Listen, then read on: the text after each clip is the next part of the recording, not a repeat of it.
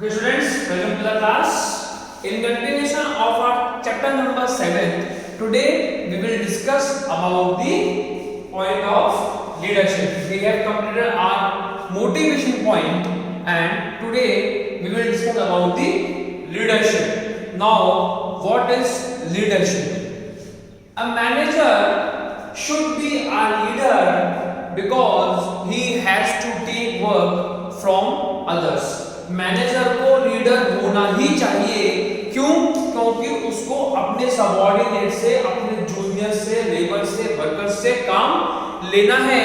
अगर वो एक अच्छा लीडर नहीं है तो वो अपने एम्प्लॉइज से काम नहीं ले सकता। इसीलिए लीडरशिप को क्या कहा है? इन्फ्लुएंसिंग अदर्स, लोगों को, दूसरों को क्या करना? इन्फ्लुएंस करना, काम करने के लिए प्रेरित करना, उनको ये बताना कि तुम्हें क्या काम करना है। तो वो कौन कर सकता है? वो एक अच्छा लीडर कर सकता है। इसीलिए मैंने आपसे कहा a manager should be a good leader. उसको मैनेजर को, किसको? मैनेजर को क्या होना चाहिए? एक अच्छा लीडर होना चाहिए। क्यों? क्योंकि मैनेजर को क्या करना है? मैनेजर को लोगों से काम लेना है। हमने पहले भी पढ़ा है, management is the art of getting things done by others. लोगों से काम कराने के लिए हम मैनेजमेंट कहते हैं। लोगों से काम कौन लेगा? लोगों से काम मैनेजर लेगा। और जब तक मैनेजर एक अच्छा लीडर नहीं है जो दूसरों के बिहेवियर को इन्फ्लुएंस कर सकता है, तब तक वो एक अच्छा मैनेजर नहीं बन सकता। इसीलिए मैं कह रहा हूं a manager should be a good leader. अब इसके कुछ फीचर्स हैं। First is ability to influence others. क्या होना चाहिए एक अच्छे लीडर को?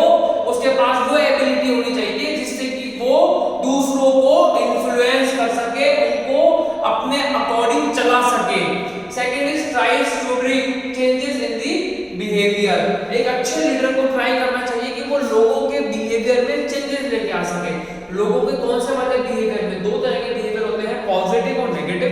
तो लीडर को ये ट्राई करना चाहिए कि पॉजिटिव बिहेवियर में लोगों को कन्वर्ट करें। वो लोग जो नेगेटिव बिहेवियर वाले हैं उन लोगों को भी पॉजिटिव बिहेवियर में कन्वर्ट कर दे।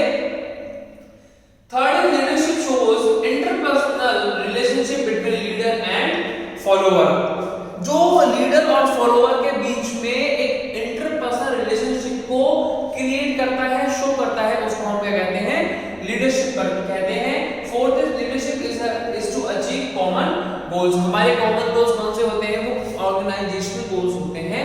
तो लीडरशिप किसके लिए होती है? To achieve organisational goals. क्योंकि लीडर का काम यही होता है कि वो लोगों से काम ले, लोगों से काम कराए, जिससे कि हमारे ऑर्गेनाइजेशन के ऑब्जेक्टिव्स अकम्प्लिश हो सके। And the last one is it is a continuous process. Leadership is a continuous process. वो लगातार चलती ही रहती है जब तक कि हमारा जो ऑब्जेक्टिव है वो अकम्प्लिश नहीं हो जाता है। इससे कुछ हम स्टाइल्स पढ़ेंगे, या अभी कह लीजिए टाइप्स ऑफ लीडरशिप पढ़ेंगे। टाइप्स ऑफ लीडरशिप बेसिकली तीन तरह के होते हैं। First is autocratic leadership, second is democratic leadership, and third one is free leadership. ये ऑटोक्रेटिक लीडरशिप क्या है बच्चों? ऑटोक्रेटिक लीडरशिप का मतलब ये होता है where leader is the whole show. मतलब जहां लीडर ही सब कुछ होता है उसे हम क्या कहते हैं? Autocratic leadership. जैसे कि Adolf Hitler was a leader और उसको हम क्या कहते हैं? डिक्टेटर। क्यों कहते हैं? क्योंकि वो डिक्टेटर था, तानाशाह था, अपनी अपनी मर्जी चलाता था। तो जो ऑटोक्रेटिक लीडरशिप में जो एग्जांपल है वो बेस्ट एग्जांपल है आपका एडॉल्फ हिटलर का, because he was a dictator and he was a very good leader as well. बहुत बड़े लीडर भी था। तो ऑटोक्रेटिक लीडरशिप जो होती है वो बॉस सेंटर होती है। इसका मतलब क्या होता है कि जो बॉस ने कह दिया, जो सीनियर ने कह दिया, वो फाइनल है। लोगों को उसके अकॉर्डिंग ही काम करना पड़ेगा। ये जो ऑटोक्रेटिक लीडरशिप है ये कहां काम आती है? ये काम वहां आती है जहां छोटे छोटे यूनियन, कंपनी के अंदर जहां छोटे छोटे यूनियन बने हुए होते हैं, वहां मैनेजर को ऑटोक्रेटिक लीडर बनना ही पड़ता है। क्यों बनना पड़ता है? क्योंकि वो सारे के सारे यूनियंस को सेटिस्फाई नहीं कर सकता, वो हर एक ग्रुप के लीडर की बात नहीं सुन सकता, वो सबके अकॉर्डिंग नहीं चल सकता और ना ही कंपनी को उनके अकॉर्डिंग चला सकता है। इसके लिए जो एक मैनेजर है उसको इस सिचुएशन में ऑटोक्रेटिक लीडर ही होना चाहिए, जिससे कि वो छोटे छोटे यूनियंस को ब्रेक करके, तोड़ करके और अपने ऑब्जेक्टिव, जो कंपनी का ऑब्जेक्टिव है, उनको फुलफिल कराने के लिए लोगों के बिहेवियर को इन्फ्लुएंस करे और उनसे काम निकलवाए और उनको ये भी धमका के रखे कि अगर आपको काम करना है तो कंपनी के ऑब्जेक्टिव के लिए काम करना पड़ेगा, आपको अपनी यूनियन के लिए काम नहीं करना है। ये जो आपकी छोटी छोटी यूनियन चल रही है उसके लिए आपको काम नहीं करना है।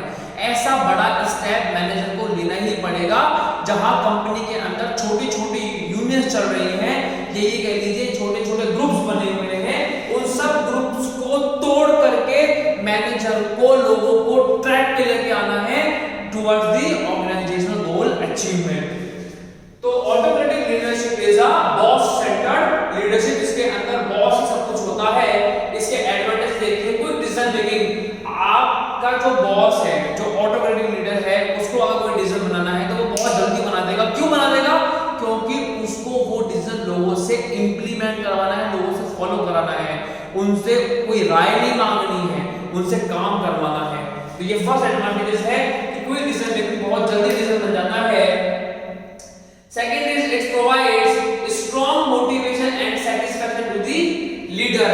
इससे क्या मिलता है? लीडर को मोटिवेशन मिलता है और सैटिस्फैक्शन मिलता है कि जो मैं काम कर रहा हूं वो ऑर्गेनाइजेशनल गोल अचीवमेंट के लिए काम कर रहा हूं, मैं लोगों से काम कर रहा हूं, मैं ऑर्गेनाइजेशनल ऑब्जेक्टिव को अकम्प्लिश करने के लिए लोगों से काम कर रहा हूं। तो ऑटोक्रेटिक लीडरशिप मोटिवेशन देती है और सैटिस्फैक्शन देती है लीडर को। Third is less competent subordinates are needed at lower level. जिन लोगों में इतनी कॉम्पिटेंसी नहीं है, कॉम्पिटेंसी मतलब क्या होता है? एक तरह का पोटेंशियल, काम करने के तरीके या कह लीजिए क्षमता, जिन एम्प्लॉइज में नहीं है, उन एम्प्लॉइज को लोअर लेवल पे ही रहना चाहिए, जिससे कि जो एक पोटेंशियल और कॉम्पिटेंट पर्सन है वो मैनेजर बने, वो लीडर बने और वो लोगों से काम कराए, जिससे कि हमारा ऑर्गेनाइजेशन गोल अचीव हो सके।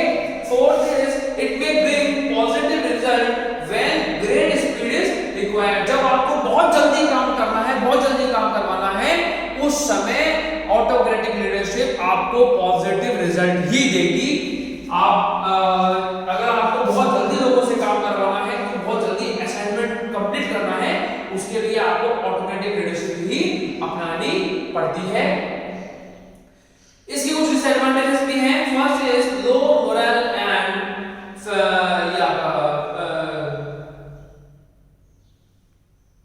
Frustration. Yes, frustration among subordinates. इसका फर्स्ट डिसएडवांटेज है कि लोगों में या एम्प्लॉइज में क्या हो जाता है? फ्रस्ट्रेशन हो जाता है कि यार ये जो हमारा मैनेजर है, ये जो हमारा लीडर है, ये तो अपने आप ही चाहता है, हमारी तो सुनता ही नहीं है, तो उनसे उनका मोरल भी डाउन हो जाता है। Second is initiative level of subordinate goes down. जो एम्प्लॉय अपने अकॉर्डिंग काम करना चाहते हैं या इनिशिएट करना चाहते हैं या अपने अकॉर्डिंग कुछ नया काम स्टार्ट करना चाहते हैं, वो ऐसा नहीं कर सकते, क्योंकि ऑटोक्रेटिक लीडरशिप में बॉस ही सब कुछ होता है, वही आपको बताएगा कि आपको क्या काम कैसे और कब करना है। Third is potential and creativity of subordinates are not utilised. जो लोअर लेवल पे या कह लीजिए मिडिल लेवल पे जो लोग काम कर रहे हैं, उनकी जो क्रिएटिविटी और पोटेंशियल है वो यूटिलाइज नहीं हो पाती है, क्योंकि हमारी ऑटोक्रेटिक लीडरशिप क्या होती है? वो बॉस सेंटर्ड होती है। जो बॉस ने कह दिया that is finalised. And the last one is no development of subordinates. इसके अंदर सबऑर्डिनेट्स का जो डेवलपमेंट नहीं हो पाता है, क्योंकि वो अपने क्रिएटिव माइंड को यूज नहीं कर सकते, वो अपने अकॉर्डिंग इनिशिएटिव नहीं ले सकते, वो अपने पोटेंशियल को यूटिलाइज नहीं कर सकते, इसके लिए उनका डेवलपमेंट यहाँ पे नहीं हो पाता है। लेकिन जैसा कि हमने पढ़ा कि अगर हमें पॉजिटिव रिजल्ट चाहिए, उसके लिए हमें ज्यादा तेज स्पीड चाहिए, उसके लिए हमें ऑटोक्रेटिक लीडरशिप लानी ही पड़ेगी। लेकिन इसका जो ये डिसएडवांटेज है, इसको भी हम नहीं झुका सकते कि इसके अंदर जो एम्प्लॉय है, जो सबऑर्डिनेट है, उनका डेवलपमेंट कभी भी नहीं हो सकता। क्यों?